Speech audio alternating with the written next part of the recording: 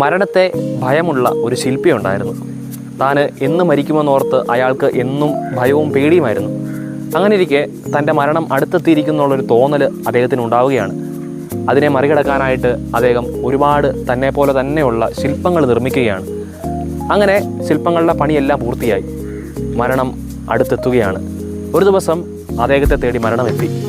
അന്ന് ആ ശില്പിയായ മനുഷ്യൻ ആ ശില്പങ്ങളുടെ ഇടയിൽ കയറി ഒളിച്ചിരുന്നു. തന്നെപ്പോലെ തന്നെ നിർമ്മിച്ച ആ ശില്പങ്ങളുടെ ഇടയിലിരിക്കുന്ന ആ ശില്പീനെ മരണത്തിന് കണ്ടെത്താൻ സാധിക്കാതെ പോവുകയാണ്. നിരാശയോടെ മരണം തിരികെ മടങ്ങാനായിട്ട് ഒരുങ്ങുമ്പോൾ മരണം ആ ശില്പങ്ങളെ നോക്കി ഇപ്രകാരം പറയുകയാണ്: വളരെ മനോഹരമായ ശില്പങ്ങളാണ്, പക്ഷേ ഇതിൽ ഒരെണ്ണത്തിന് അല്പം പോരായ്മയുണ്ടല്ലോ.